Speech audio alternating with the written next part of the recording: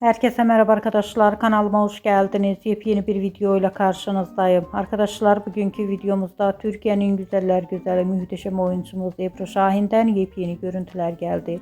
Güzeller güzeli Ebru Şahin'in rengarenk muhteşem görüntülerini sizler için YouTube kanalımda video halinde sunuyorum arkadaşlar. Umarım beğenirsiniz.